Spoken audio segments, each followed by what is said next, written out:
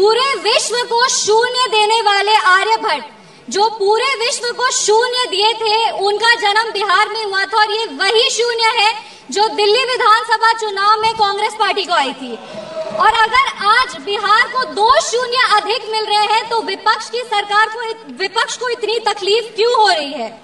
जिस सरकार ने बिहार में विकास लाए हैं, बिहार हमेशा उनका आभारी रहेगा।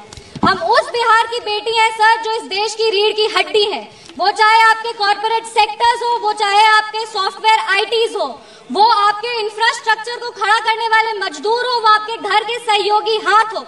हर घर में सर एक बिहारी है, आपके घर को घर बनाने वाला आदमी बिहारी है। बिहार का उत्थान अब अडिग है और बिहार के विकास में अब कोई भी बाधा नहीं आएगी।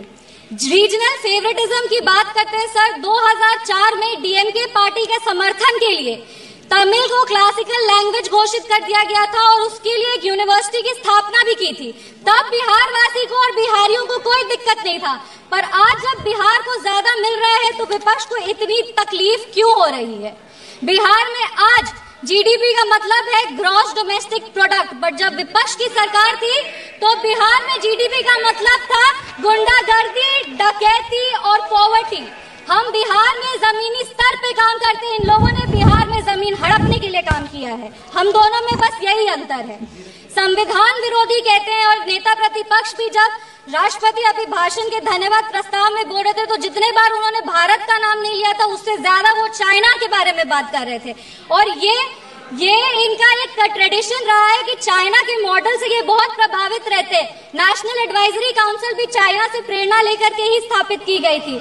हम राहुल गांधी जी को बस यही कहना चाहेंगे, राहुल गांधी जी, ज्यादा चीनी देश के लिए और सेहत के लिए, दोनों के लिए हानिकारक है। इंडिया अलायंस को देखते हैं सर तो एक गाना याद आता है, इंडिया अलायंस को देखते हैं तो एक गाना याद आता है, देख जमाने की यारी बिछड़े सभी बारी बारी। और Bihar election will be the last nail in India alliances coffin. इसके बाद इंडिया अलायंस वैसे ही इस धरती पर से विलुप्त हो जाएगा जैसे किसी समय में डायनासोर हुए थे।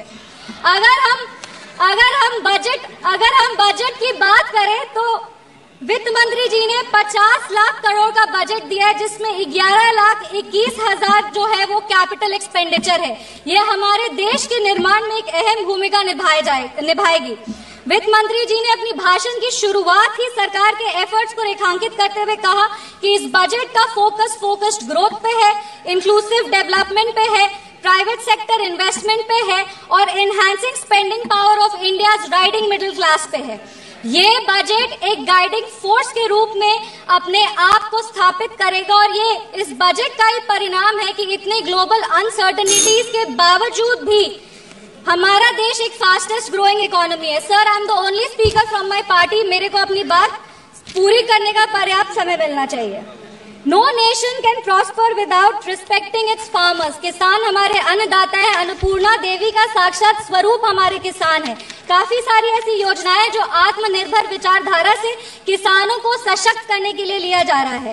प्रधानमंत्री धन धान्य कृषि योजना हो, जो 100 जिले जिसमें कम उत्पाद होते हैं वहां पर लगभग 150 करोड़ किसानों को ये योजना जो है वो फायदा देगी। वो फसल विविधीकरण हो, सिंचाई हो या ऋण उपलब्ध कराना हो, इस योजना के तहत किसानों को सशक्त किया जाएगा।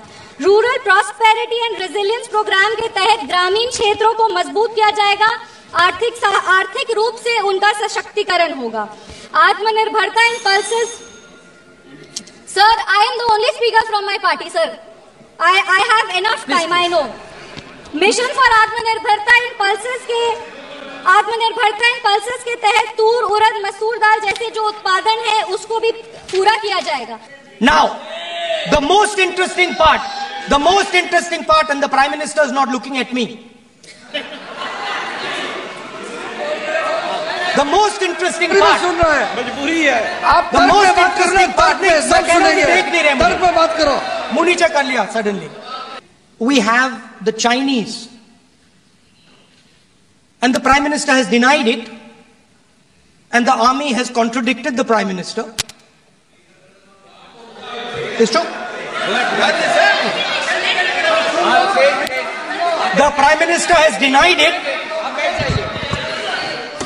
The Prime Minister has denied it, and the army has disagreed with the Prime Minister that China is sitting on 4,000 square kilometers of our land, of our territory.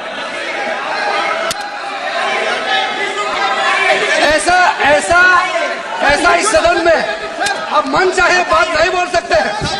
ये बिल्कुल ठीक नहीं है सर, ये सीरियस मामला है। आप फॉरेन पॉलिसी पे, बॉर्डर इश्यू पर आप अपना कैसे मजाक बात कर सकते हैं? अपना मन मारन कहानी आप बना के बोल रहे हैं। ये तो बहुत सीरियस मामला है। विदेशी प्रतिपक्ष के नेता जो आप विषय बोल रहे हैं, उसके तथ्यों को Let me speak. सदन के पटल पे रखना। आप पानी अनुरोध है, लीडर अपोजिशन बोलिए, हम लोग शांति से सुनेंगे। ये आपका अधिकार है बोलने का, मगर आप मन चाहे ऐसा सीरियस इशू पे कैसे बोल सकते हैं?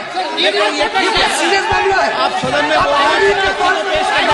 से बोलते हो, फॉरेन मिनिस्टर के बात बोलते हो, सीमा का बात ऑफिशियल पर्सन से अलग बात करते हैं। ऐसा मत बोलिए, ये देश के लिए ठीक नहीं है। आपको सीरियस होना पड़ेगा leader of opposition.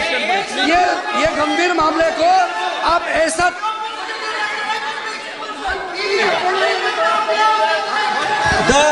The Prime Minister has denied that Chinese forces are inside our territory, but for some reason our army keeps talking to the Chinese about their entry into our territory, and our Chief of Army Staff has said that the Chinese are inside our territory. This is a fact. This is not invention, this is a fact. Now, but the reason China is inside our territory is important. Because people think that wars are fought between armies and their weapons. But the fact of the matter is that wars are fought by industrial systems. The fact of the matter is that China has an industrial system that is far stronger, far bigger than our industrial system. And that is why they have the guts to come inside this country. The reason China is sitting inside this country is because Make in India has failed. The reason China is sitting inside this country is because India is refusing to produce. And I'm worried that India is going to give up this revolution to the Chinese once again.